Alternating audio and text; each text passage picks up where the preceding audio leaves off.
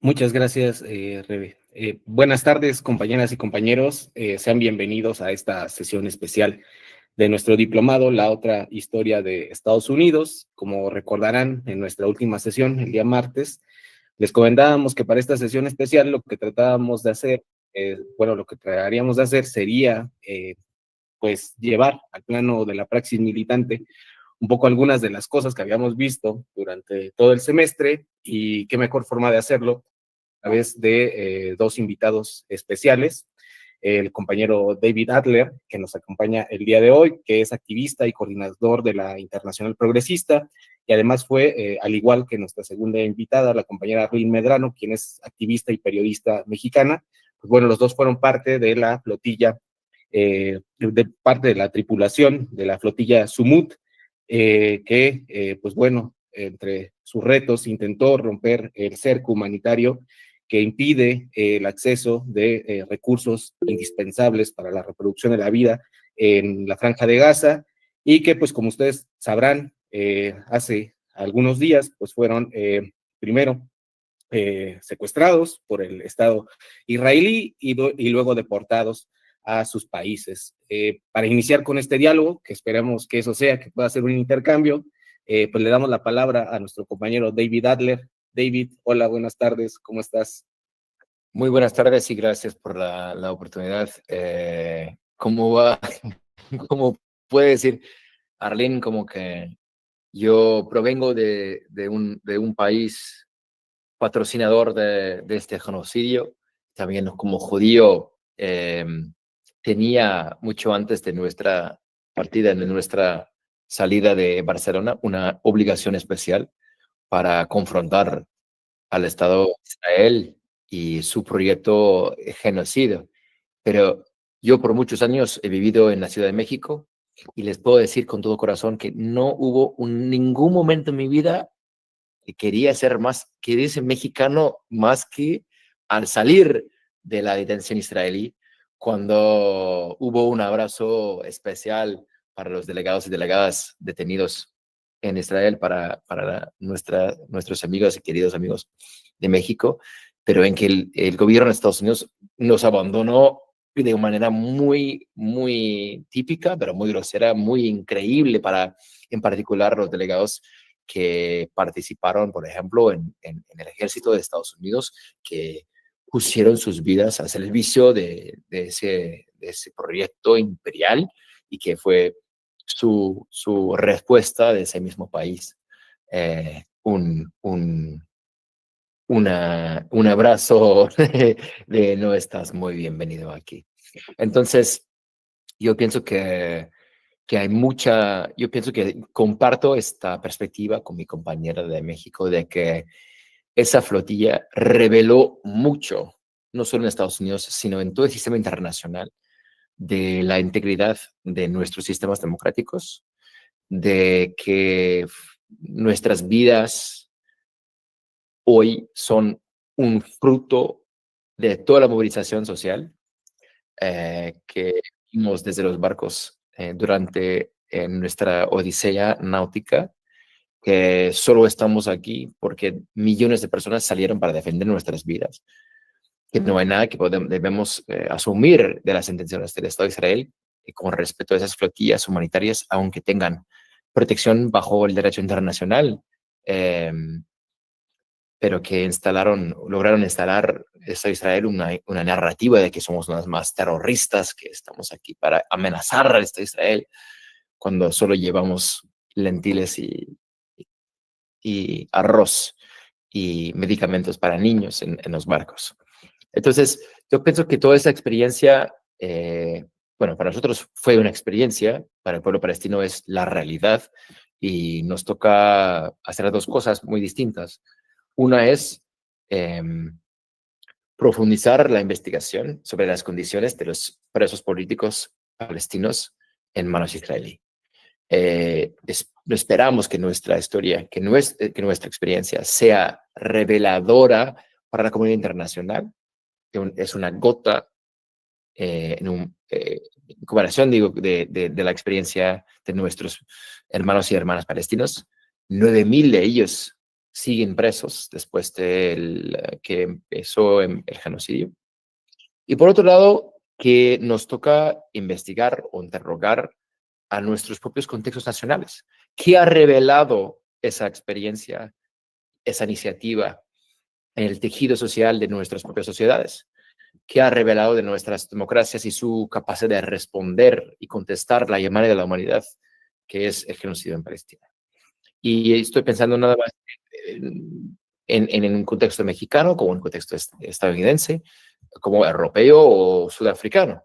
Es como, yo pienso que tener a nuestros paisanos, a nuestros ciudadanos en esos barcos, arriesgando sus vidas ante una amenaza que es el Estado de Israel hoy en día, es una empuja de manera muy, muy sana, muy soluble, a nuestros gobiernos de defender sus derechos y darle una respuesta más, no sé, más urgente, más alta, más honesta a esas agresiones que no solo amenazan a las vidas y terrenos palestinos, sino a todo el sistema de derecho internacional.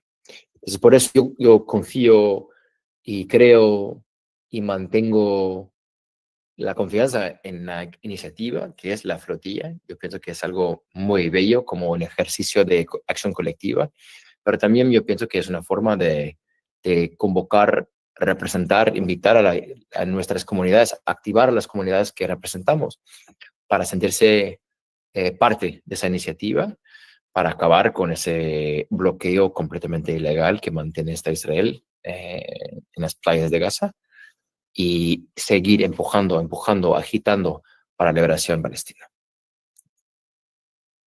Gracias, David, por esas primeras palabras introductorias. Y yo creo que esto que nos comentas es parte, creo que medular de lo que queríamos un poco también platicar con los compañeros de este diplomado, porque pues creemos que sobre todo la relevancia de la flotilla, como tú bien lo mencionas, creo que tiene que ver con justo poner los ojos también sobre esto, este fenómeno, este genocidio que ha sido pues de alguna manera no solo cercado físicamente, sino también cercado mediáticamente y que pues de alguna forma implica un problema para una militancia de izquierda, ¿no? ¿Cómo debemos posicionarnos frente a ello?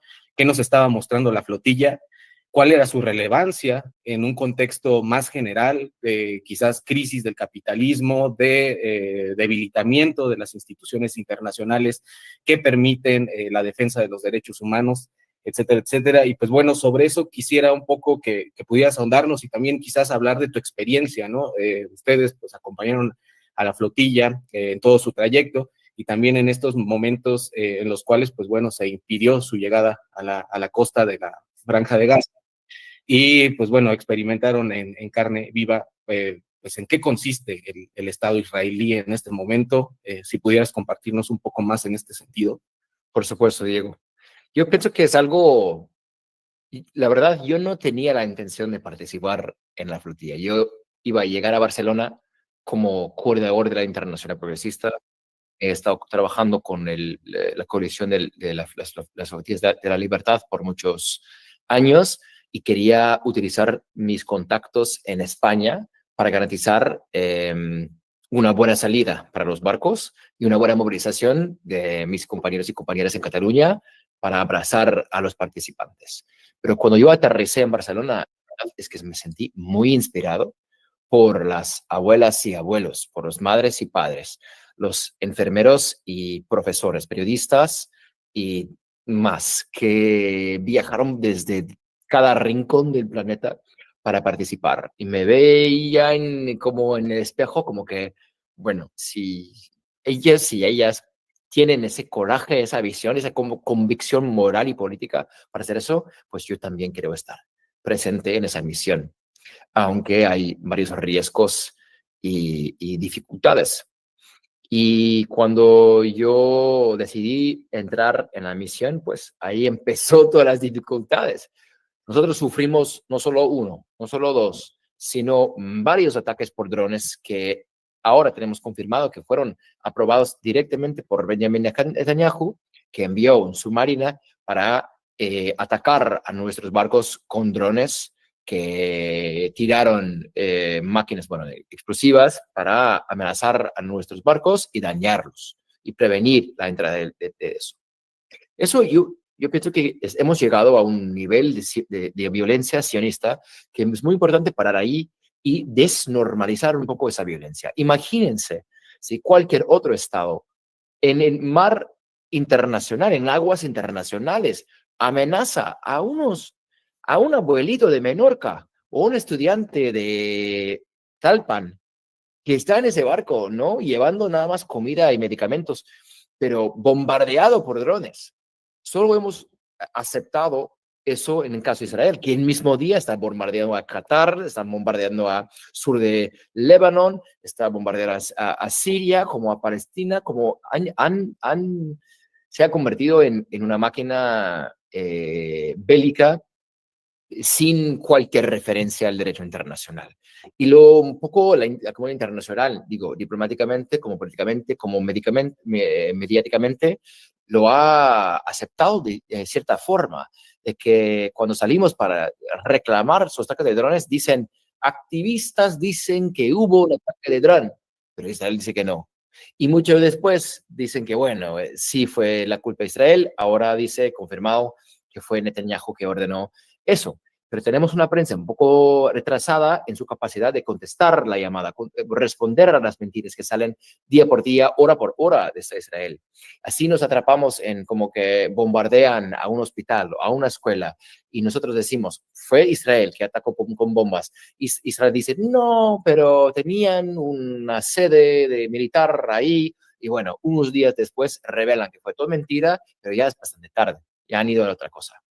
Entonces, nosotros nos sentimos mucho miedo ante esas mentiras, esa como secuencia mentirosa de Israel, porque, como les dije, instalaron esa narrativa de que somos todos terroristas y eso fue muy obvio para nosotros que iban a atacar a nosotros. Yo pienso que como integrantes o militantes de Morena es muy importante leer la historia desde su principio hasta su fin y no al revés, porque va a ser muy fácil viéndolo al revés que siempre fuimos unos activistas con protecciones de la vida. No es verdad. Yo pienso con todo corazón, con mi convicción, que nos iban, no todos necesariamente, pero a unos a morir, y nos iban a matar a varios. Pero logramos, movilizando la opinión pública, movilizando a las calles los millones de personas que lo hicieron, a lograr una cierta protección por este fregate italiano, por otro fregate español, por la tipo guardia náutica, bueno, de Grecia, para defender a nuestras vidas. Pienso que nuestro error fue pensar de que ya que sobrevivimos la noche de la intercepción, el secuestro ilegal y violento por parte de Israel, que íbamos a estar muy seguros cuando llegamos a tierra. Eso fue un error, porque llegamos a tierra y ¡boom! Ahí empezaron a torturarnos, básicamente. Ahí empezaron ¿cuál es la palabra? Como proceso o más bien un protocolo para terroristas, ¿no? Extra legal, extra jurídico de todas sus maneras. Y yo como judío, los pocos judíos que estuvieron presentes en esa misión, fuimos atacados, fueron como una obsesión con el judío antisionista y como, ¿cómo es posible que ustedes llegaron? Entonces nos tiraron así en posición de terrorista, con la bandera de Estado de Israel, amenazaron Ben Gvir y su gente a nosotros a la cara, nos deprivaron de los medicamentos, como cosas así de como querían como mostrar un buen ejemplo de los malos judíos que tenían el coraje de ir en contra del proyecto que instalaron o construyeron en nuestro nombre con nuestros símbolos. Entonces, básicamente no sé si Arlen está de acuerdo, pero para mí fue no una sorpresa necesariamente, pero como que, wow, completamente se han vuelto locos los sionistas. Somos gente normal. Hay una abuela que están atacando para romper su pierna. Están así de como con zip ties, con blindfolds, con todo eso. Nos desaparecieron en el medio desierto. Y ahí por muchos días nos abusaron, nos torturaron a toda la gente que, en particular los musulmanes, que estuvieron nada más rezando, por ejemplo, o reclamando la ausencia de atención médica. Y eso, reitero, nos empuja a pensar en qué significa para el pueblo palestino, miles y miles de ellos, muchos de ellos jóvenes, niños, adolescentes que están en esos prisiones o campos de concentración, porque no es una prisión, porque no tenemos ningún derecho a ver abogados, a comunicar con familias, a tomar duchas. Todo eso como fue, como que estáis solos y no hay nada que se pueda hacer para acceder a esos servicios, acceder a nuestros derechos básicos bajo el derecho humanitario internacional. Y solo eso, como que al final yo pienso que toda esa experiencia refleja el riesgo que representa ese sistema, ese archipiélago de represión que ha instalado Israel en todo el mundo. Eh, lo entendemos muy bien desde México porque fue Israel que vendió Pegasus, por ejemplo, al gobierno de Peña Nieto para amenazar a las vidas de estudiantes en Iguala o activistas y periodistas en todo el país. Entendemos la amenaza mundial que representa este Estado de Israel y la flotilla nada más era otro ejemplo para mostrar al mundo en todo su color, en toda su violencia, que ese país amenaza a arrasar el tejido social de la comunidad internacional y es nuestro deber y obligación hacer parar, como a frenar no solo el genocidio, sino toda esa máquina que han armado para exportar sus tácticas y tecnologías de represión que utilizan principalmente para reprimir al pueblo palestino, pero que hoy en día más y más amenaza a cualquier comunidad mexicana o en mi caso los angelena o sudafricana en todo. Muchas gracias, David. Y con esto que dices, a mí lo que me parece es que estamos en una disputa con distintos frentes, ¿no? Donde lo que se vive en México con otros elementos, pues de fondo tiene a los mismos actores, ¿no?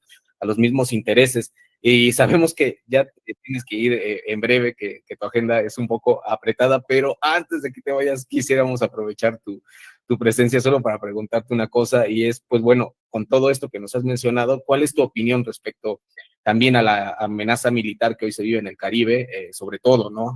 Contra Venezuela por parte de Estados Unidos?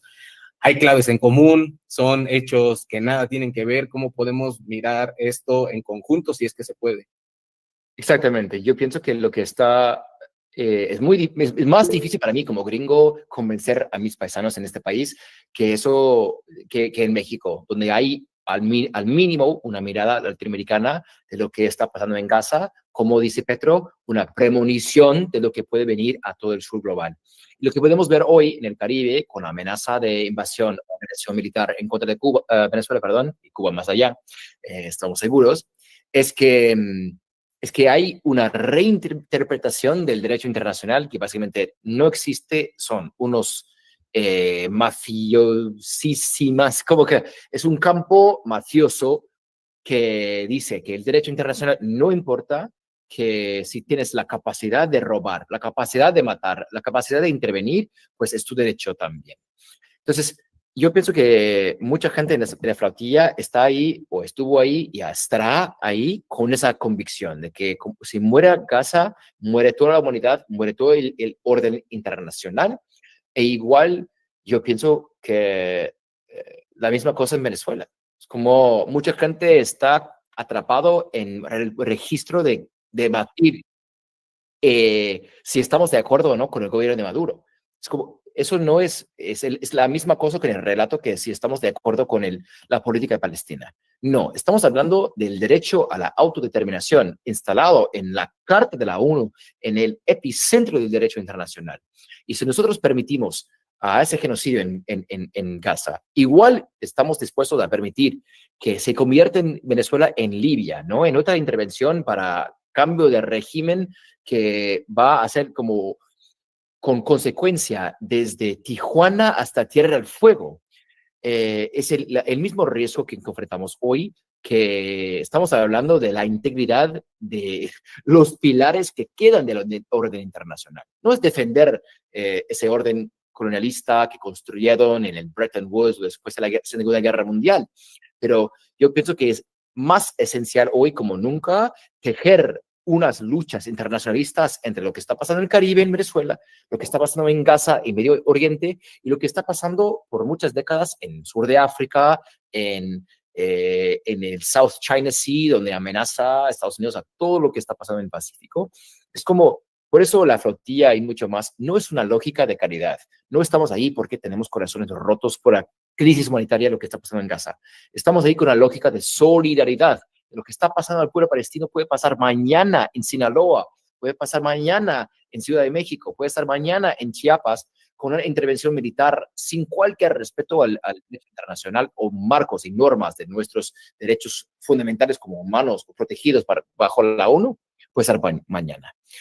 Por eso salimos a las calles para defender a los palestinos y palestinas, y por eso vamos a salir mañana para defender a los derechos de los venezolanos y venezolanas, que no, la bomba enviada por Estados Unidos, no, a esa bomba no le importa si votaste por Eduardo o por Maduro. La bomba amenaza destrozar a todo un país, a todo un continente, a todos los pueblos de América Latina, y por eso es importante defender el valor de la paz, no como hippies, sino la única manera de avanzar con los principios instalados en la zona de la paz, construido por la comunidad de estados latinoamericanos y caribeños, que es los valores de cooperación y diálogo en vez de intervención y políticas bélicas de la bomba.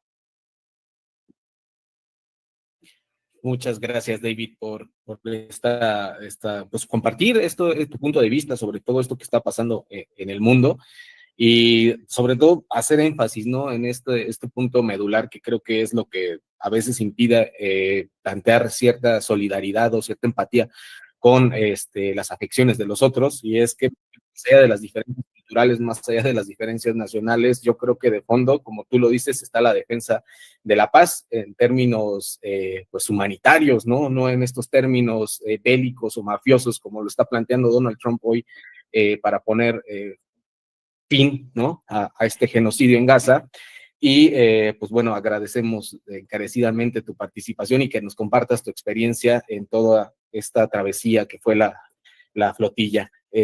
No sé si tengas más minutos o ya te tengas que retirar, David, si no. Sí, es que estoy con familia después de la flotilla, como pueden entender, estoy Claro. con mi familia y vamos a cenar. Así que les agradezco mucho la oportunidad de compartir algo de nuestra experiencia y esta es en muy buenas manos con Arlene. Así que nada más concluyendo de que la lucha no ha terminado, que cada uno de nosotros hemos vuelto a la casa más comprometido o comprometida con la causa palestina. Ya estamos armando la próxima flotilla que va a ser mejor, más grande y más protegido, con más movilización, con más determinación de llegar a las playas de Gaza como una precondición a la autodeterminación del pueblo palestino, que merece cada pueblo del mundo y que seguimos defendiendo en México todos los días, todas las semanas, en toda parte de esa cuarta transformación, y es algo que si merece México, merece todo el mundo. Gracias, David, y bueno, pues estaremos acompañando también en las calles, a la distancia, respaldando siempre todas estas acciones e iniciativas de solidaridad. Gracias, compañero, y estamos en contacto. Ojalá te tengamos pronto en otro espacio, David. Chao, chao.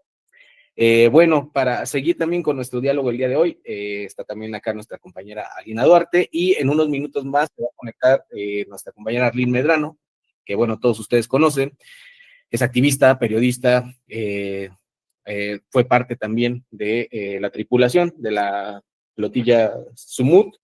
Y pues bueno, ella también nos va a contar un poco sobre cuál es la relevancia de la flotilla, cuál fue también su experiencia en toda esta travesía de llegada a Franja de Gaza y de, pues bueno, todo este proceso de secuestro y de ejercicio de la violencia que nos contaba David, que continuó una vez fueron detenidos y fueron trasladados a el Estado de Israel antes de su deportación. Entonces, Alina, no sé si tengas algún comentario antes de que escuchemos a la compañera Arlene. Muchas gracias, Diego, y sobre todo, bueno, también gracias al compañero David Adler, que un poco también decirles a todos que son compañeros que no es la primera vez también que se pronuncian, y que veía yo en el chat la pregunta de qué les inspira, ¿no? Y esto que contaba David es precioso cuando dice: yo no tenía pensado subirme a esa flotilla, pero de repente el llegar y ver y sentirme también inspirado y poner la militancia, y sobre todo esto que en varios espacios hemos reiterado sobre poner el cuerpo, porque a veces no basta solo con firmar pronunciamientos, simplemente con dar like en Instagram, sino hacer acciones que permiten esas presiones internacionales. Entonces, ha sido muy lindo, ¿no? Que quería también agradecer, ya le escribí directamente a David por habernos compartido estas experiencias, y en breve ya se está conectando también la compañera Arlene. Solo quería hacer este paréntesis también para avisar, ¿no? Porque creo que mediáticamente se ha trabajado ya la idea de que ya por fin llegó la paz a Palestina, que se firmó un acuerdo que se llegó en Egipto, el cual estuvo encabezado por Donald Trump, algunos países árabes, y pues al final resulta que no es tan así, ¿no? Resulta que en estas horas que ya lleva de acuerdo, han asesinado nuevamente a palestinos, a palestinas, porque esto ya lo veíamos en la sesión pasada, tampoco es nuevo, ya han buscado llegar a nuevos acuerdos en múltiples ocasiones. Esas fueron las negociaciones de Oslo entre 1993 y 1995, que se buscó llegar a un acuerdo. Sin embargo, al final y por la vía de los hechos, ocurrió que Israel y sus aliados, empezando por Estados Unidos, buscaran debilitar directamente a la autoridad palestina a través de fortalecer, más no crear, como se ha dicho en múltiples ocasiones, crear a Hamas, sino fortalecer también a una ala que después sería ya lo que conocemos hoy como una fuerza tanto partidista como armada, porque también hay que decir que Hamas ganó elecciones en Palestina. Lograron debilitar a esa autoridad palestina para justamente que no se llegara a ningún acuerdo. Y las preguntas que hoy hacemos es cuántos acuerdos se tienen que hacer para que Israel lo respete. Y eso va ligado a este desorden mundial que está colapsando, ya lo decía el propio David Adler, estas instituciones emanadas después de Bretton Woods, después de la Segunda Guerra Mundial, son totalmente insuficientes ante un genocidio, son insuficientes ante los deseos de una élite en Estados Unidos de hacer perpetuar, a veces a través de sus colonias, a través de los proxies, de brazos armados, perpetuar sus intereses. Y hoy Israel lo que demuestra es que esa arquitectura internacional, tanto de organismos políticos como financieros, no responden al interés de los pueblos, responden a una cierta minoría. Y cerraría con esta parte que mencionaba y que preguntaba Diego, que también hemos visto, sobre todo en redes, que se nos han hecho preguntas y reiteradamente durante el curso, hacer esta relación entre lo que ocurre en Palestina con lo que estamos viendo en Venezuela. Es muy importante, compañeros y compañeras, entender que hay una relación directa entre estas intenciones de no solamente Estados Unidos en abstracto, dentro de la industria militar, dentro de un sector de los halcones de la Casa Blanca, en colusión con las oligarquías nacionales, sobre todo entreguistas, apátridas, que están velando por los intereses de esa élite y no por los intereses del bien nacional.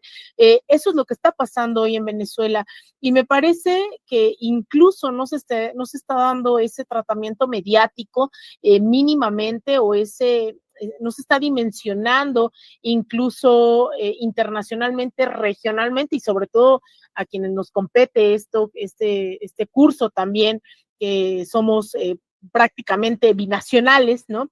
Que es lo que puede desencadenar esto que parece todos los días empeorarse.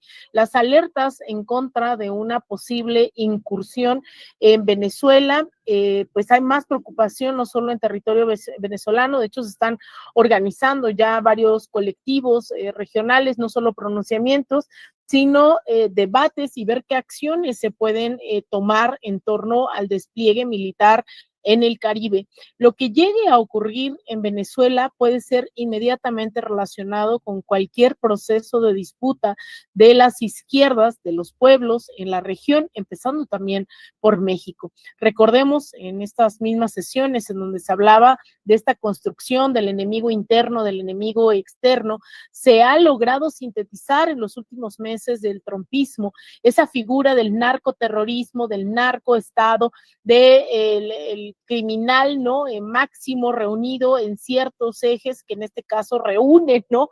Venezuela. Volver a mencionar una y otra vez que el tema de Venezuela no es un tema de democracia, de libertades, de derechos humanos, se trata de las mayores reservas petroleras en el mundo.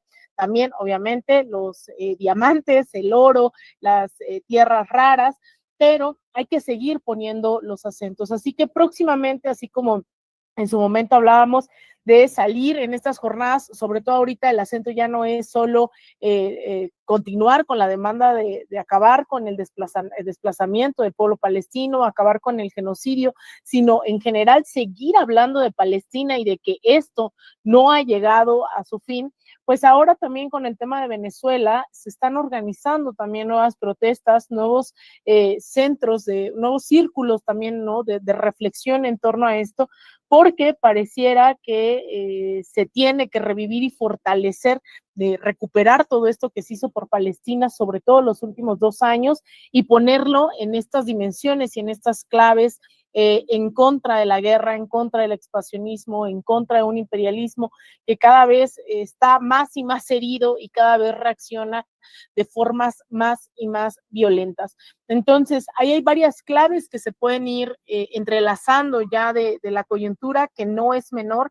Estamos, insisto, viendo el nacimiento de un nuevo orden económico, político, incluso jurídico, ¿no? Ante instituciones que no han sabido cómo maniobrar ante lo horroroso que ha sido un genocidio y que han sido justamente acciones de solidaridad internacionalista las que han puesto presión, las que han puesto los acentos en que la institucionalidad que conocemos hasta ahora no ha sido suficiente, no ha respondido a los intereses de los pueblos. Entonces, eso es lo que quería yo un poco destacar, agradecerle nuevamente a David por estas reflexiones y sobre todo fortalecer incluso uno de los mitos que abordábamos la semana pasada, en donde todo el judaísmo es sinónimo de sionista, ¿no? David Adler es un compañero no solamente de izquierdas, es un judío antisionista que decidió ser un tripulante más de la flotilla y que, bueno, junto con Arlene, que ya se encuentra por aquí, junto con cientos de compañeros de todo el mundo, decidieron embarcarse y seguir no solo hablando de Palestina, sino haciendo acciones muy concretas que ahora creo que también tendríamos que recuperar. Y ya le preguntaremos a Arlene, adelanto mi pregunta también con Arlene, ¿no? ¿Qué más nos imaginamos que podemos hacer? Si solo basta o no con nombrarlo, con hablar. Creo que estas acciones nos han dejado pues la vara bastante alta para seguir hablando, pero también para seguir actuando en torno a un genocidio inacabado. Así que pues ya está por aquí, vamos a ver si está lista Arlene. No sé si tú, Diego, quieras agregar algo.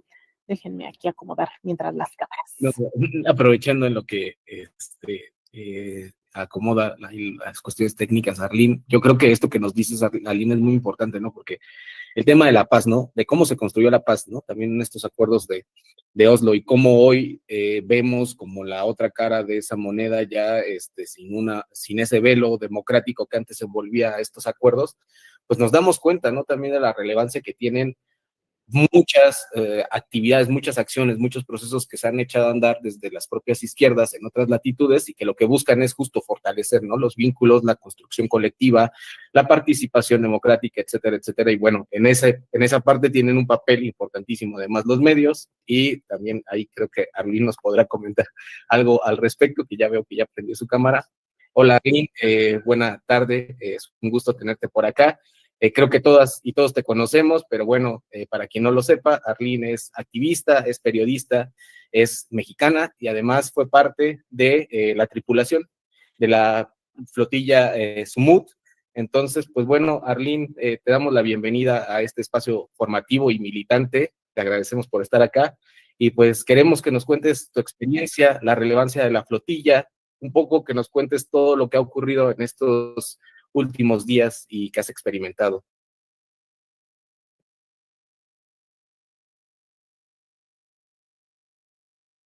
A ver, creo que ya, permítenos.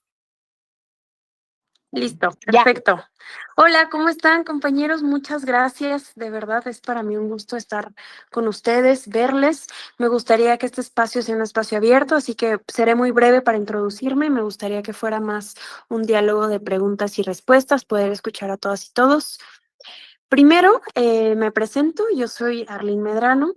Soy mexicana, soy nayarita, soy militante también del movimiento y soy activista y periodista. Un montón de cosas que al final de cuentas se reducen en ser humana, ¿no? Literalmente como lo somos más de 90 personas que estamos ahorita conectadas, más las personas que están en YouTube y quienes nos van a ver después en las transmisiones.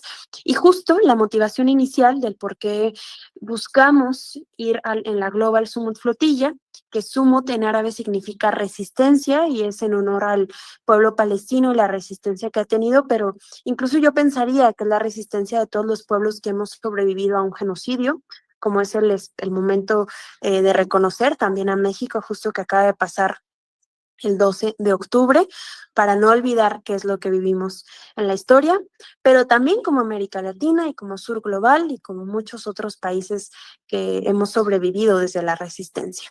Buscamos romper el asedio humanitario que existe en Palestina. Sabemos que ahorita en Palestina está viviéndose un genocidio por más de 2 años documentado y un desplazamiento por casi 80 años, y si nos vamos con la historia, este proyecto tiene mucho más.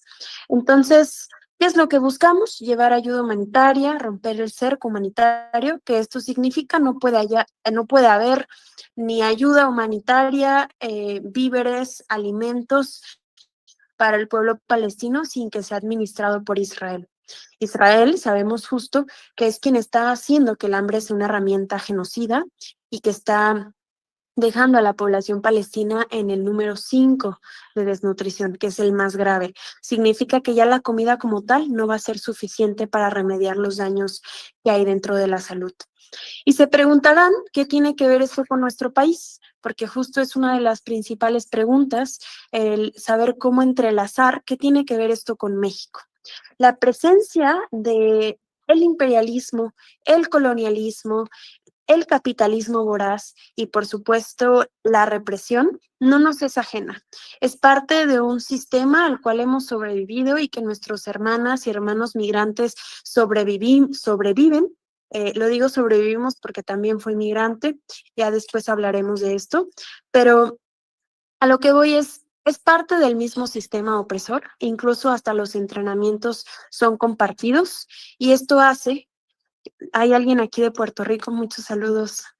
Esto hace, y bueno, hablaré de América Latina también, esto hace que nuestros países puedan tener una empatía más allá de la humana, sino desde la sangre, porque nuestra sangre ha sabido resistir desde la alegría, desde la sonrisa, desde el canto como el Sur Global, pero también ha sabido resistir reconociendo su historia. Y justo es importante por eso señalar la presencia de América Latina, una América Latina que sigue resistiendo ante un imperialismo que está tan cerca de nosotras y nosotros como que lo tenemos literalmente arriba, vecino, país vecino, que justo es el mismo que importa las armas y las bombas a Israel, pero que también lo hace en nuestro territorio mexicano y que lamentablemente mientras el norte global decide más allá de las bombas, el planificar, el dejar de vernos como humanos, como los mismos, el discurso de ellos y nosotros, es el justo, el que nos está haciendo vivir este tipo de presión. Entonces, quiero cerrar esta participación para poder escucharles diciendo, ¿qué hacer? ¿Cuál es la pregunta principal? ¿Qué hacemos? Sabemos que las armas del narcotráfico mexicano también son las armas que están matando a las y los palestinos, y entonces nos damos cuenta que el problema está más cercano del que creemos. O nos damos cuenta, por ejemplo, que incluso hay empresas mexicanas que están relacionadas con las empresas sionistas que están patrocinando el genocidio. Y así entonces, si hacemos una lista, nos damos cuenta que tenemos muchas más cosas en común y que las fronteras no pueden justificar la indiferencia. Por si creemos que Chiapas, que Ecuador, que Argentina, Bolivia, Nicaragua, es allá lejos, entonces nos vamos a perder de la unión de los pueblos que justamente nos están haciendo creer que no vale nuestra voz. La misión cumplió una parte fundamental, que es romper el mito de que no se puede hacer nada, ¿no? Ese es el mito principal. No se puede hacer nada, no podemos cambiar la manera de ver el mundo. Pues no, resulta que 500 personas de 44 países dijimos, ¿qué tal y sí se puede hacer algo? ¿Qué tal y si puedo militar desde la cuerpa? Y justo ahí va la pregunta, ¿qué hacer? Principalmente, recordemos que si nos declaramos de izquierda, tenemos que ser conscientes que se trata de una humanidad. Cuando nos reconocemos como humanas, como humanos, nos damos cuenta que tenemos entrelazadas historias y tenemos entrelazados opresores. Específicamente hay países muy claros que han sido los que han colonizado a los países de América Latina y del sur global. La otra es reconocernos como sur global, es una cosa muy importante. También tener conciencia de clase, ¿no? Entender que también esto se trata de un tema de clase, incluso a nivel internacional, cómo los más ricos oprimen a los países más pobres. ¿Y qué otra cosa hacer? Seguirnos cuestionando, seguir hablando qué es lo que vivimos. Quisiera hablar de muchas otras cosas, compañeros, compañeras, pero quisiera también escucharles. ¿Qué les parece si abrimos los micrófonos para que esto pueda ser más un diálogo? Me encantará escuchar, y si hay algo que yo quiera puntualizar, les voy a pedir una disculpa si les digo, además de tu pregunta, quisiera compartir esto, porque no quisiera que se nos fuera el tiempo nada más monólogo, ¿no? Entonces, si gustan y si el equipo está de acuerdo, podemos abrir el espacio para que podamos interactuar. Excelente. Pues bueno, ya hay algunas manos además levantadas. Entonces, si te parece, Arlene, les damos la palabra y quizás hacemos una primera ronda de 4 intervenciones, cerramos, intervienes y luego volvemos a repetir. ¿Vale? Buenísimo, Bueno, perfecto. Uh-huh. adelante, compañera Rosalinda, la escuchamos.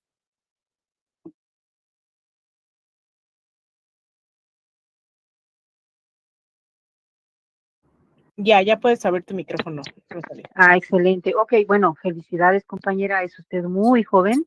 Impresionante que sea periodista. Dice Alfredo Jalife que ustedes son héroes y no lo dice cualquier persona, independientemente de mi perspectiva sobre Jalife. Bueno, preguntas. Cuando dice qué hacer, es mi misma pregunta. El mito de Texcatlipoca habla de un espejo enterrado, perdón, de un espejo humeante que no nos deja ver. A ver, en lo que usted ha visto, porque usted ha visto más, por su valor, la felicito, ¿qué hacemos los migrantes? Su compañero que acaba de hablar prefirió irse a cenar, porque dice, después del sumut prefiero irme a cenar con mi familia. ¿Qué hacemos? Porque aquí el servicio te obliga a servir en los trabajos de servicio. Esa es una cuestión. Otra pregunta, ¿cómo es que te ataquen con drones? Otra pregunta, ¿qué es lo más importante para usted? Otra pregunta, y con eso cierro. Dígame cuál es la importancia de la crítica. Porque ustedes fueron una crítica, fueron una incomodidad, fueron una denuncia, se atrevieron. Dígame, por favor, díganos, porque en este momento para nuestro país la crítica también es muy importante, pero se tolera poco. Gracias, mire, le escucho desde California, me llamo Rosalinda. Felicidades. Muchas gracias, compañera, compañeros que son migrantes. Es un gusto saludarles. Como sabrán, hace unas horas el subsecretario Christopher Landó me quitó una visa que no tengo porque soy deportada desde hace 13 años. A los 12 años fui una niña deportada y lo hizo porque dije que Palestina no es allá lejos cuando el Estado genocida lo tenemos vecino. Y ustedes no solamente lo tienen vecino, sino que lo tienen gobernando, un país al cual ustedes dignamente se ganan la vida. Todo el respeto para la comunidad migrante, para nuestras hermanas y hermanos, no están solos. Sabemos lo que significa tener una vida que a veces puede llegar a ser muy triste porque no alcanza con un trabajo y entonces se tiene que tener más de uno y que a veces como infancias tenemos que crecer solas porque nuestros padres tienen que trabajar más de una jornada y esto es importante visibilizarlo porque hacen una labor importante que pone al frente de la economía de algo que dicen que es el país más importante, el país más fuerte económicamente, pero no podemos hablar de fortaleza económica si no hablamos del trabajo migrante. Y justo respondiendo a las preguntas, ¿qué hacer? Principalmente escucharnos, qué es lo que no quieren. Por eso es que nos juzgan, buscan de invalidar nuestra lucha, buscan invalidar la organización. Organicemos nuestra digna rabia como militantes, busquemos espacios y propuestas que nos ayuden a poder planificar cuál es la acción que vamos a hacer.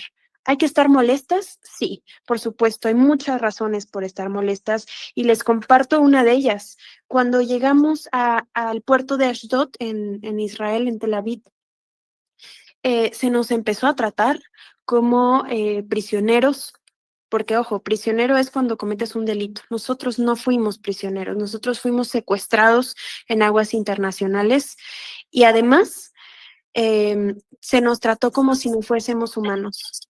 Cuando llegamos a la cárcel de Kissiot, también en Israel, nos pusieron en lo que llamábamos las latinas como los gallineros, que son jaulas, ustedes podrán recordar, porque no es diferente a lo que se vive por parte del gobierno de Estados Unidos, y se nos puso uniformes grises, que lo único que me hacían pensar es en la empatía de las y los migrantes latinas y latinos, mexicanos y mexicanas que se ganan la vida y que son tratados como criminales por resistir.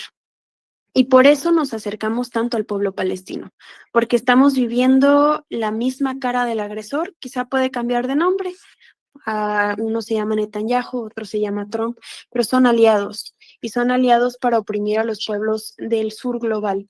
Entonces, creo que justo cuando nos damos cuenta y volteamos a ver que nuestra realidad no es distinta a la de al lado, que Palestina no es allá lejos, sino que es el reflejo de lo que estamos viviendo, quizá con, por supuesto, un nivel mucho más extremo de violencia, hay que reconocerlo, es un genocidio,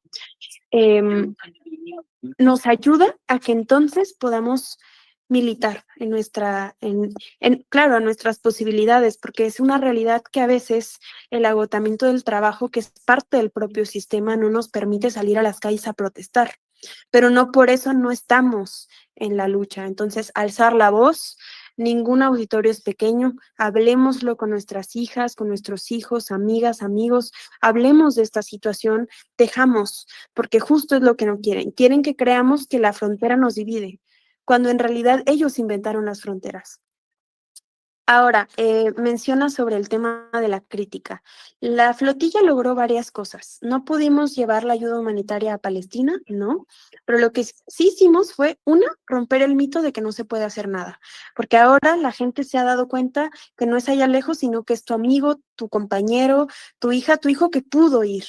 Y que claro, es una misión donde también se habla de privilegios, no todas las personas tienen el privilegio de ausentarse un mes de su vida, de su trabajo, pero también hay maneras de poder seguir en la lucha y la lucha que es de todos los pueblos. No dejarnos solos, no dejarnos solas, unirnos, saber que también en México no están solas, no están solos. Y lo otro que hicimos fue unirnos como países, darnos cuenta que somos una humanidad. Entonces, lo que pasa en África no es tan distinto a lo que pasa en México, que lo que pasa en el Medio Oriente y la historia de tanto dolor no es tan distinta a lo que han vivido nuestros pueblos originarios en nuestro país y cómo resisten. Entonces, justo eso es algo que nos dio y a mí me da mucho gusto poder compartirles con ustedes. Y la otra crítica que hicimos fue cuestionar qué es lo que están haciendo los organismos internacionales y los gobiernos del mundo. Ponernos a hablar de los temas, debatir, romper el cerco mediático fue otro tema. Fíjense, estamos ahorita hablando de esta situación que es muy importante, pero también se está hablando en medios donde antes no se hablaba. Entonces, debatamos, no hay que tenerle miedo al debate, hay que abrir los espacios, los micrófonos y recordar que nuestra voz cuenta. Sobre el tema de los ataques de drones, la incertidumbre muchas veces puede ser la violencia más grande, la violencia psicológica más grande. La incertidumbre de que no sabes si vas a poder despertarte al día siguiente.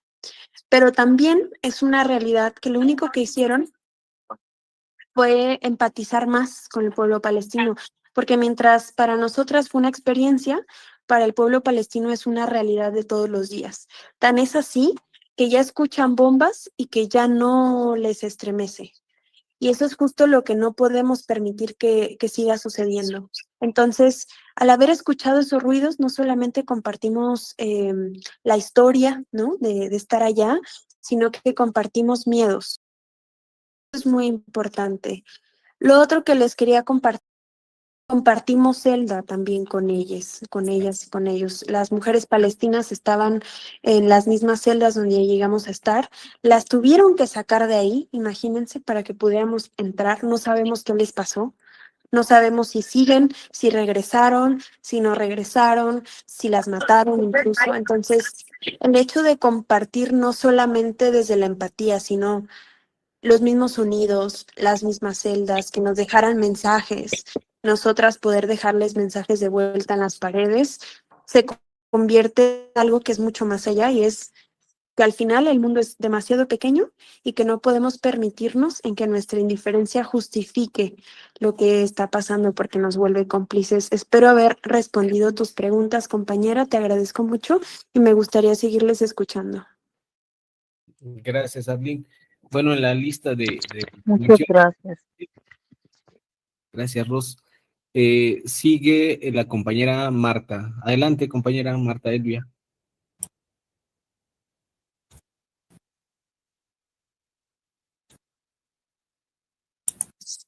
¿Se activa y se desactiva su micrófono, compañera? A ver si puede mantenerlo activo. Si no, Marta, pasamos con el compañero Alejandro y una vez intervenga. Ya me lo pusieron. Ya. Ándale, Diego. Siempre me quieren cortar. No es cierto. Buenas tardes, felicidades por su activismo. Yo siempre fui muy activa, pero ya tengo 72 años y lo más que puedo hacer ahorita por Palestina es ir a las marchas. Yo voy a las marchas desde hace un buen tiempo. Me mandé a hacer una manta de alto al genocidio que tengo en mi balcón y cuando voy a las marchas me la cuelgo aquí en la espalda y ahí voy. Luego me la piden para tomarse fotos. Total, acabamos ahí bailando y tomando un tecito ahí en el Museo de las Culturas. Eso es bien impresionante. Y venden cosas para Palestina. Pero mi pregunta es si en donde estuviste, también estuviste con Greta Thunberg y el periodista Ernesto Ledesma de Rompeviento, que él contó todo lo que le pasó y cómo le tundieron en la espalda y todo lo demás. Y si a ti no te pasó nada, y yo no sé si venías en esa misma flotilla o fueron a varias los que agarraron, porque él también dijo que en la flotilla que venía, también los agarraron en aguas internacionales, y la verdad, luego yo, cuando muy aficionada al YouTube de la geopolítica, se veían fotos de del del metagenocida. Yo le digo al señor Netanyahu, el diablo, yo le llamo metagenocida, hitleriano y todo lo demás que se puede en Facebook. Soy muy activa en Facebook, en WhatsApp y en todo eso. Y soy de una Palestina ¿Podemos ir kosopal. cerrando, compañera? Entonces, sí, compañera, ahorita. Entonces, si pudieras explicar de qué manera más podemos ayudar para, aparte de romper el cerco, aparte de las flotillas, aparte de donar, bueno, yo también dono a Médicos Sin Fronteras y a Save the Children. Entonces, ¿qué más podemos hacer? Porque, bueno, aquí donde yo vivo nadie le importa, ven mis mantas y todo, pero no les importa. Entonces, en México hay mucha gente que no le importa y no sabe nada. ¿Cómo concientizarlos? Muchas gracias, compañera. Sobre la primera pregunta, si estuve en la Global Summit Flotilla junto con Greta Thunberg y el compañero también Ernesto, sí, es correcto, es la misma, sin embargo no fue la única, hubo otras flotillas, 100 Madlins y Freedom to Gaza también, otras flotillas que también fueron interceptadas. Fuimos en nuestra misión 500 personas de 44 países. Sobre el tema de las violencias, sí se vivieron varias violencias. Yo he querido respetar mucho, el ser muy cuidadosa en cómo mencionar las violencias que se vivieron, porque son parte también de llevar un registro en algún punto a una corte internacional. Entonces, cuando sea el momento, les contaré lo que viví. Y también porque es parte de no revictimizarse. Otra cosa importante es cómo ayudar, que usted lo menciona. El pueblo migrante, los hermanos migrantes se representan porque siempre ayudan, ¿no?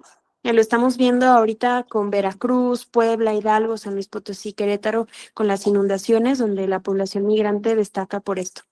Pero es una realidad que también ustedes tienen una fuerza muy importante y es el consumo. Otra forma en la que se pueden sumar es el boicot económico, no consumir aquellas marcas que son cómplices del genocidio. No solamente es el gobierno de los Estados Unidos y los impuestos que ustedes pagan que se van para las armas a Palestina, incluso las armas a México o incluso a otros países como estamos viendo el caso de Venezuela o también el financiamiento a las ultraderechas, ¿no? Que también la estamos viendo en Ecuador, en Argentina, en El Salvador, pero también el consumo. Entonces, les recomiendo, pueden descargar 2 aplicaciones. Una se llama Notenx, que es una aplicación donde buscas la marca que consumes y te dice si es sionista o no. Esa es una manera de hacerlo. Y sobre todo, consumir incluso local. Eso es algo que yo promuevo mucho en México. Consumir, exacto, por ejemplo, Tesla, tenemos Starbucks, está Burger King, McDonald's, está Shell, están las marcas que también, por ejemplo, Zara, Bershka, todas esas marcas que son muchas, son parte, ¿no? En nuestro país está Cemex, por ejemplo, Cementos de México, que tiene contratos directamente con el gobierno israelí. ¿Qué otra cosa se puede hacer también? Difundiendo información cuando tengan la oportunidad, difundir información, compartir con sus amigas, con sus amigos. La aplicación se llama No Thanks, que es no gracias en inglés, No Thanks. Y hay otra que se llama Boycott. En vez de boicot, es una A de gato. Boycott. Esas 2 aplicaciones funcionan muy bien para que ustedes puedan identificar cuando vayan a comprar, sobre todo porque ustedes tienen una fuerza muy importante que es que están allá.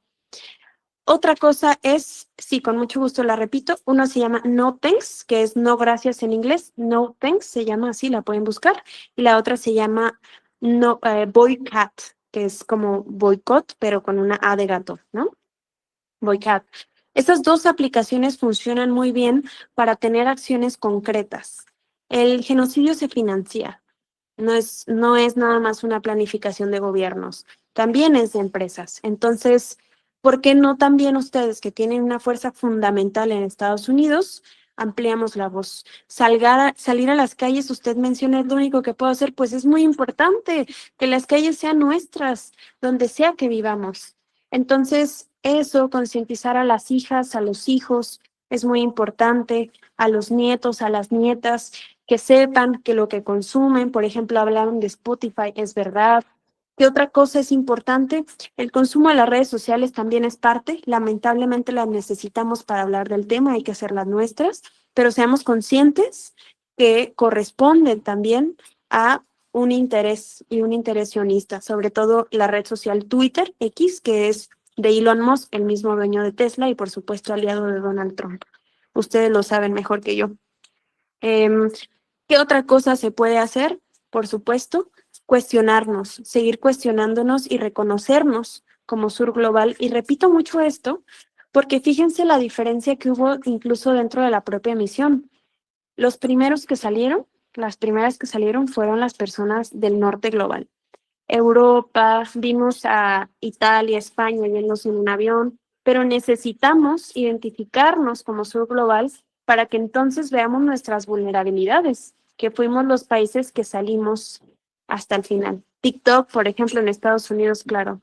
Entonces, ¿qué les parece si seguimos escuchándonos? Y si tienen alguna duda, al final les dejo mis redes sociales y vamos a seguir hablando del tema. Gracias, Arlene. Bueno, en el orden de participaciones, compañero Alejandro, lo escuchamos. Ok, bueno, pues me gustaría primero agradecer a Arlene por haber sido parte de este esfuerzo. No todos los días se puede hablar con una revolucionaria, con una Adelita Nayarita. Entonces, primero, te agradezco por representarnos y representar a la humanidad. Después, me gustaría saber en qué te inspiras o qué te llevó a tomar una decisión de poner en riesgo tu vida. Prácticamente, pues, no sabías que podía haber pasado, pudieron haberlos asesinado o estar capturados, haber sufrido más. Sin embargo, lo decidiste hacer, entonces eso creo que no cualquier humano, muy poquitos humanos tienen el valor para hacerlo. Y quisiera saber qué piensas, si es posible que una persona deshumanizada se pueda humanizar, como todos pues, los criminales, los genocidas, ¿sí? Otras personas negativas que existen en el mundo. ¿Es posible humanizar a este tipo de personas? Eso es todo. Gracias. Muchas gracias por tu pregunta tan valiosa. Al contrario, para mí es el gusto más grande poder verles, estar con ustedes, hablarlo. Al contrario, es mutuo. Sí se puede humanizar, pero más allá de pensar que nuestra tarea es humanizar a los sionistas, que es una tarea dificilísima, están muy deshumanizados. El pueblo disfruta lo que se vive. Imagínense que llevan a sus niñas y a sus niños a ver cómo se bombardea el pueblo palestino, o que desde muy pequeños tienen militarización, o que obligatoriamente tienes que tener 3 años de milicia. En realidad es un centro es una prisión, es un campo militar convertido en país, pero también es importante no verles como monstruos, porque cuando los vemos como monstruos, creamos esta imagen fantasiosa de que no pertenecen al mundo. No, es que sí es parte del mundo y hay que verla. Y hay que darnos cuenta que no estamos tan lejos el sionismo no está tan lejos de lo que creemos, está en nuestros teléfonos, está en los gobernantes de Estados Unidos, está en lo que consumimos. Entonces, justo cuando nos damos cuenta que es parte de los propios humanos, no podría decir humanidad porque ellos no la tienen, pero es parte de los seres humanos, entonces nos responsabilizamos y nos damos cuenta que podemos iniciar en casa. Sensibilizando cómo a nuestros compañeros de trabajo, a nuestras hijas y nuestros hijos, a nuestros compañeros de clase, a nuestra familia, hablando del tema, debatiendo, porque a veces más que nada es el no conocer el tema que tener una indiferencia, ¿no? La mayormente de los casos en nuestras familias no es que no quieran apoyar, sino que no conocen cómo. Entonces, ver esto nos ayuda a no necesitamos ser héroes, y eso es algo que yo quiero dejar muy claro. Quienes fuimos no somos héroes, no lo somos, somos humanos, igual que ustedes, con un montón de miedos, con un montón de carencias y necesidades, que tomamos una decisión. Y justo a tu pregunta, ¿qué me motivó? Dos cosas. Primero, porque sé cómo funciona un sistema opresor, porque fui una niña migrante tratada como criminal por estudiar en Estados Unidos, como muchos que estamos aquí. Dos, el no querer ser cómplice, porque no puedo ser cómplice y no podría yo ver de frente a las futuras generaciones o a la propia mía diciendo lo que pasó y no tomar una postura. Fíjense, siempre que hablamos de la Segunda Guerra Mundial, de la Revolución Mexicana, de las revoluciones de nuestros países, hablamos de, por ejemplo, yo estaría del lado de Emiliano Zapata, de Pancho Villa, del Che Guevara, los grandes revolucionarios. Si existiera el tiempo, yo hubiera estado con Andrés Manuel desde el principio, desde el 2006, desde el 99, yo hubiera estado con él. Pues ahora es momento de demostrar que sí estamos de ese lado de la historia. Es momento de que nos unamos y que mostremos que no solamente es lo que está en los libros de texto, es que lo estamos viviendo ahorita, es algo histórico. Y justamente esa es la decisión de dónde viene el por qué nos sumamos. Seguramente David tiene sus razones distintas, seguramente Ernesto también, cada una, pero yo al menos creo que no podría ver de frente o seguir viva de frente sin haber tenido o haber más bien rechazado esta oportunidad, que es el honor más grande de mi vida. Y lo que conlleva, sabiendo el costo que conlleva esto, esa es mi respuesta y espero haberla respondido. Muchísimas gracias, compañero Alejandro. Gracias, Arlene.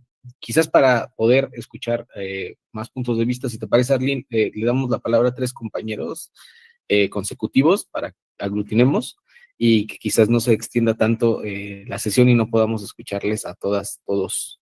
Entonces, compañero José, primero, después el compañero Joshua, me parece. Pero bueno, adelante, compañero José Manuel, le escuchamos. Bueno, buenas tardes. Yo me conecto de acá de Culiacán, Sinaloa. Felicidades a la compañera periodista joven que tuvo el valor de ir allá. Mi pregunta va enfocada nada más en esto. Todos sabemos que dentro de los Estados Unidos existen familias de empresarios multimillonarios. La familia Rothschild es una familia de origen judío que tiene inversiones en múltiples empresas, tanto a nivel de los Estados Unidos como a nivel internacional. Mi pregunta iría para usted, Darlene, nada más en ese sentido. ¿Qué tanto capital ha invertido dicha empresa, que son los dueños de origen judío, a este genocidio de Israel en contra de Gaza durante los últimos 75 años? Y este es un proceso histórico que es una guerra que tiene muchos más años, siglos, pudiéramos decirlo. ¿Qué tanto ha financiado y qué tanto ha sostenido de alguna manera este gobierno de Israel de Netanyahu en esa guerra y en ese exterminio total, que es lo que quieren hacer con el pueblo palestino? En el caso de acá de Culiacán, sabemos que en el conflicto que tenemos más de un año de violencia, los Estados Unidos están metidos hasta el tope en este asunto, ¿no? Pero mi pregunta es esa: ¿qué tanto ha financiado esta familia Rothschild la guerra en contra del pueblo palestino apoyando a Israel? Muchísimas gracias y la felicito por su valor. Gracias. Muchas gracias, compañero, y qué bonita esa niña, porque justo por ella estamos haciendo esto. Primera pregunta es, yo solamente quiero señalar algo. Es muy distinto ser judío que ser sionista, porque si caemos en esto, volvemos a caer en lo que la historia replica, ¿no? El antisemitismo. Los judíos no significa que sean sionistas. Sí, es la justificación. De hecho, el sionismo viene del cristianismo también, porque justo es como han querido meterlo, ¿no? En Estados Unidos, en Europa, para que tenga más aceptación también. Y no por ser cristianos significa que seamos sionistas, ¿no? Entonces, como primero separar esto, porque, o el catolicismo también, que han querido meterlo mucho y que las ultraderechas juegan mucho con eso, sobre todo en Estados Unidos, el que Dios te bendiga y que el pueblo de Dios, y ya lo decía el presidente Gustavo Petro, el único pueblo de Dios es la humanidad completa, ¿no? Entonces, buscar como no tener este debate, porque ¿qué pasa cuando tenemos este debate? perdemos de vista lo que está pasando. Sobre el tema de la familia, yo me voy a poner a investigarlo con mucho gusto y si gusta, mándeme un mensajito y le voy a pasar la información, porque son muchas las empresas. Tendría que saber de qué empresas son dueños para entonces saber cuál es el contrato que tienen, ¿no? Porque, ¿qué es lo que sucede? Que las empresas directamente tienen contratos de diferentes formas con el campo militar de Israel, que eso es más que ser un país, porque es una ocupación, ¿no? Que se ha buscado autoproclamar como la única democracia del Medio Oriente, pues tiene justo relaciones mucho más allá de las que creemos con empresas, con familias, como la que usted menciona, habrá que investigarla con mucho gusto, pero también voltear a ver qué es lo que consumimos. O sea, yo reitero, o sea, sí está bien señalar que ellos como familias podrían tener contratos, pero también nosotros como consumidores de esas empresas, ¿qué hacemos? Dejar de consumir, promover en que ya no se consuma. Entonces, si gusta, si puede ponerme aquí el nombre, con mucho gusto, yo les puedo ayudar con eso. Y algo que mencionan aquí, totalmente, ese es un pueblo que ha tenido, fíjense, antes de que llegaran ellos, porque además fueron refugiados por el pueblo palestino, después de la Segunda Guerra Mundial fueron refugiados por el pueblo palestino. Los Rothschild, sí, perfecto, seguramente sí, y seguramente también preguntarnos qué estaba haciendo el sobrino de, el yerno de Donald Trump en este acuerdo de paz, ¿no? Sabiendo que es parte de un cártel inmobiliario en los Estados Unidos. ¿Qué le iba a comentar? Sí, nosotros, ¿qué hacemos con esta información? Bueno, actuamos, porque necesitamos tener los ojos en Gaza, pero también nuestras acciones en Gaza, en Palestina. No basta con nuestros ojos, porque si no nos volvemos solamente parte, ¿no? Entonces, miren, aquí ya le están respondiendo. Los Rothschild, sí son parte de esto y con mucho gusto le puedo investigar la cifra después, si gusta mandarme un mensajito. ¿Alguien más gusta participar? O creo que eran de 3 preguntas, ¿verdad? Les pido una disculpa, compañeros. No Creo te que preocupes. Pero bueno, aprovechemos, le damos la palabra a una compañera porque no había visto que también había manos levantadas de compañeras. Entonces, adelante, compañera Rosalba, y si quieren, la última con el compañero Josué. Adelante, Rosalba. Sí, compañeros, pues buenas tardes, compañera. ¿Sí me escuchan? Creo que se me congeló la pantalla aquí. Te escuchamos bien, compañera Rosalba. Muy bien. Mire, pues primero que nada, felicidades, joven Arlene, felicidades de veras. De corazón a usted y a los 500 participantes del Zoom. Ya contestó lo que yo iba a preguntar, de hecho, porque lo que hablaba hace ratito de qué podemos hacer, qué debemos hacer. Uno de los significados de Sudmud es perseverancia frente a la opresión. Y qué mejor que trabajar desde lo pequeño, desde la casa, desde el hogar, ¿verdad? Que los hijos, que los hermanos, que los esposos, que la familia inmediata estén conscientes de lo que pasa en el mundo, porque hay mucha confusión, ¿verdad? Ojalá y pudiéramos hacer a un lado, por ejemplo, el asunto de las religiones y, como dijo Petro, pensar en la humanidad solamente. Aquí vemos 100 personas.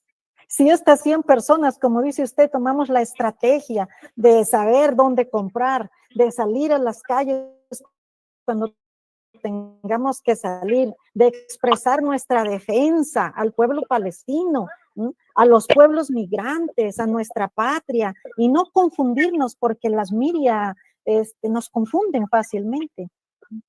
Eso sería el gran avance, que estuviéramos tan informados para que cada paso que demos, por pequeñito que sea, siempre sea para adelante y no hagamos sin querer el caldo gordo a la opresión. Tener claro de que hoy es sencillamente la repartición del mundo, de la riqueza del mundo en unos cuantos, tan asquerosamente que no les importa ni la religión de los pueblos, que pues así es, creen en su Dios, creen en algo divino, hermoso, solidario, fraterno, pero el hambre desmedida de los poderosos no ve nada de eso. Entonces, que nos mantengamos así, ¿verdad? Dispuestos siempre a informarnos, a buscar la verdad de las cosas, porque es difícil cómo le enredan la cabeza al ser humano, y los que están ganando siempre van a ser ellos. Entonces, gracias, Arlene, su respuesta ahí está, de lo que debemos hacer. Hay que empezar desde la familia y no callarnos nunca. En las redes sociales, en el TikTok, en todos lados tenemos que hacer campaña. A la hora de darle el desayuno a los hijos, a la hora de llevarlo a la escuela, porque entonces vamos a tener generaciones de niños, de jóvenes de conciencia. Gracias. Muchas gracias, qué bonito. Y fíjense que esto justo es una reflexión importante de cómo iniciamos de la revolución desde una, pero también desde las nuestras y los nuestros, ¿no? Y sobre la pregunta que me hacían, les acabo de mandar un link, que es una entrevista, ¿no? De los Rothschild, que justo hablan de que ellos crearon Israel. Creo que es una entrevista interesante. Estuve ahorita investigando para poder darles más información, pero seguiré investigando más al respecto y poder ligar cuál es la relación que están teniendo en este momento con Donald Trump, ¿no? De dónde viene esta necesidad. No olvidemos que su yerno es judío y es sionista, ¿no? El esposo de su hija, Ivanka. Entonces, es parte también de algo más familiar y personal para él. Algo más que les iba a comentar es la importancia que tenemos de resistir y que ustedes lo hacen todos los días. No es necesario salir todos los días a las calles porque no se puede, porque trabajamos, o hacer videos porque a veces pues no da la necesidad, no da la posibilidad de hacerlo, o publicar todos los días. Creo que el hecho de resistir también se hace desde lo más básico, ¿no? Que es estando en familia, las redes de apoyo, que justo es lo que mencionaba nuestra presidenta, la diferencia en las comunidades y las familias de Estados Unidos con las familias migrantes, ¿no? Las familias gringas, por así decirlo, que es la unión familiar y lo que nos diferencia. Ya sí estamos resistiendo a un sistema que nos quiere separadas. Muchas gracias, Rosalba, es un gusto y me gustaría escuchar a los demás compañeros también. Qué gusto saludarte. Perfecto, gracias, Arlene. Entonces, escuchamos al compañero Josué. Adelante, Josué. Hola, ¿qué tal? Buenas noches. Hola, Arlene, buenas noches. Te saludo desde el estado de Oaxaca. Es un gusto y, bueno, felicitarte por ese activismo y por ese valor que tienes. Estaba escuchándote y escuchando a los compañeros. Mencionabas un término muy importante, el sur global. Coincido contigo en que hay que identificarnos, ¿verdad? Para poder ir tomando una mayor conciencia como humanidad frente a lo que estamos enfrentando, que pues es un imperialismo global prácticamente, ¿no? Fascista, sionista, que es parte de un proceso de colonización histórico, ¿verdad? Que pues viene sucediendo desde hace 500 años, más de 500 años, en América Latina, después en Asia, ¿verdad? Incluso en China también, en esos países. Y pues vemos que el fascismo se reinventa y hoy ante la crisis en la que se encuentra actúa de manera prepotente y tirana ante un cambio inminente en lo político y económico a nivel mundial, considero. Pareciera que no quieren perder ni tantito así de privilegios, ¿no? Entonces, mencionabas algo también, importa el ser humano, por lo que se ve. No tienen compasión, no tienen ese tipo de valores, ¿verdad? Y hasta pareciera que no son de esta tierra, los mismos imperialistas, ¿no? Porque tratan de someter, de sojuzgar, de esclavizar a la humanidad, ¿no? Los esclavistas de la tierra los llamaría yo. Entonces, ante esta coyuntura, Arlene, yo te hago dos preguntas. ¿Consideras que los fascistas sionistas son humanos? Y la siguiente pregunta es, ¿crees que la humanidad está condenada a liberarse del yugo de los imperialistas de la tierra, de los esclavistas de la tierra? Primero, recordar cómo es que Oaxaca es uno de los estados que más ha sabido resistir al colonialismo por la gran cantidad de diversidad de pueblos originarios.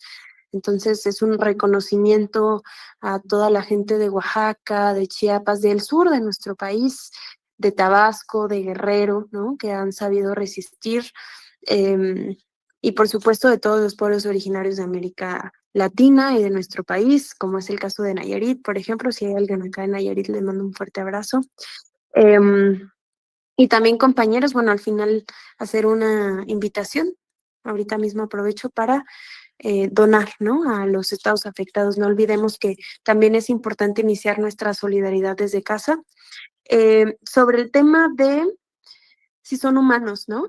Creo que es una pregunta complicada porque depende qué definas humanidad. Humanidad puede ser este sentimiento humano, literal, de actuar, pero sí son seres humanos. Entonces, es importante que, justo les decía, nos responsabilicemos de esto, porque si los vemos como monstruos, si los vemos como máquinas, los vemos como algo lejano que no nos puede llegar a pasar en nuestro país o más cerca, ¿no? Que es la deshumanización brutal, la normalización de la violencia brutal en una escala que nunca podemos regresar, ¿no? Como una situación de no retorno. Sí son humanos, claro que lo son seres humanos, pero no tienen humanidad, porque si ustedes vieran los ojos con los que nos veían, como que si fuéramos basura, o disfrutando, que, por ejemplo, yo tengo una condición del corazón que se llama disautonomía, y que yo necesito medicamentos y me decían, si no estás muerta no es una emergencia, si tuviera tus medicamentos aún así no te los daría porque nos tiraron todo. Y te das cuenta que lo hacen por gusto, ¿no? Pero también el cómo su cerebro está tan lavado con la propaganda. Y ojo, si las redes sociales no fueran tan importantes como ellos quieren hacernos creer, ¿por qué quieren ser dueños de ellas? Claro que son importantes, porque es una herramienta para comunicarse con el mundo completo. Imagínense que una noticia puede dar la vuelta al mundo en minutos. Eso no pasaba antes. Antes durábamos días en saber lo que sucede al otro lado del mundo. La otra pregunta era si estábamos destinadas, ¿no? Creo que pensar que hay un destino es, claro, es un tema muy filosófico, pero creer que no vamos, sin hacer algo va a pasar, no, tenemos que actuar. El destino se forja. El destino es, decía un paisano, Amado Nervo, que somos arquitectos de nuestro propio destino.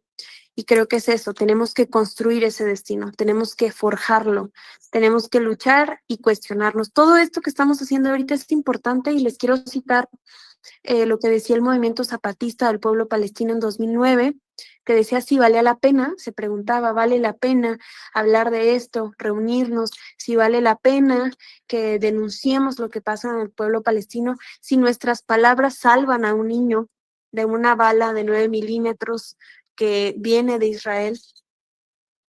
Decían que sí, el subcomandante Marcos decía, yo creo que sí, porque nuestras voces se unen y entonces primero serán murmullos y después voz alta y después serán gritos y esos gritos pueden llegar a Palestina. Y yo a esto sumaría que esos gritos también lleguen a Trump y Netanyahu, que esos gritos también lleven a los cómplices de este genocidio, pero que también los gritos de Palestina los podamos escuchar nosotras y nosotros, porque no existe nada más importante de escuchar que quienes lo están viviendo y por eso para hablar de colonización hay que escuchar a los pueblos originarios. Si existe alguien aquí de pueblos originarios me encantaría escuchar porque si algo ustedes saben es cómo salir de esto. Ustedes han sabido resistir y han sabido encontrar herramientas que nosotras y nosotros todavía no conocemos. Así que creo que esto es muy importante. Forjemos, construyamos y lo otro es y estoy viendo por acá que están mencionando la marcha de No Kings, que va a ser este sábado. Si tienen la oportunidad de asistir, búsquenla, asistan, protesten. Tienen todo el derecho de salir a protestar, de alzar la voz, de que se respeten sus derechos laborales, de que se respeten sus derechos humanos y que se deje de tratar a criminales al pueblo migrante. Así que si tienen la oportunidad de hacerlo, qué bonito que podamos leer el mensaje que aquí nos mandó un compañero, porque todas las protestas son válidas cuando vienen de una lucha legítima. Muchas gracias, Arlene, por todo esto que nos estás compartiendo. Pues bueno, ya estamos llegando al final de nuestra sesión de día de hoy. No sé si tengas tiempo para responder quizás al menos 2 preguntas más, Arlene, y ya ir concluyendo, o o pues bueno, si no, te agradecemos por la participación el día de hoy, y haber compartido algunas de tus experiencias sobre la flotilla, pero también darnos tu punto de vista sobre esto que le comentábamos con David, ¿no? De que esto que está ocurriendo en Gaza no es un problema aislado, nos habla de un problema que nos compete a todas y todos y que se expresa en múltiples frentes, se expresa en México a través de otros elementos, se expresa en América Latina, se expresa en el... Pues, tenemos que estar alertas, siempre tratando de identificar y buscar estas vinculaciones que tú nos expones para tratar de solidarizarnos también y dar las luchas también en lo inmediato, en lo que nos compete con lo más próximo, ¿no? Entonces, pues bueno, te agradecemos, Arlene, por habernos acompañado el día de hoy, por haber compartido. Al contrario, compañeros, muchas gracias. Veo muchas manos levantadas, les pido una disculpa también. Saludos desde Nayarit. Saludos, compañero y paisano. Si pueden contactarme, mi Instagram es Arlene Medrano, así me pueden encontrar. Y será un gusto que podamos seguir hablando. Me pueden mandar sus preguntitas por ahí, haré un esfuerzo para poder leerles. Y les agradezco mucho su tiempo, que hayamos estado conectados durante toda la transmisión. Muchas gracias, estoy a sus órdenes, en contacto. También, si necesitan que difunda algún tema de las protestas, de las marchas, me la pueden hacer llegar a mis redes sociales para poder darles difusión y compartir lo que ustedes estén haciendo desde el norte. Muchas gracias, paisanos, compañeros. Es un gusto estar con ustedes y nos vemos pronto. Gracias, Arlene, y ojalá que tengamos pronto espacio. Muchas gracias. Bye, bye.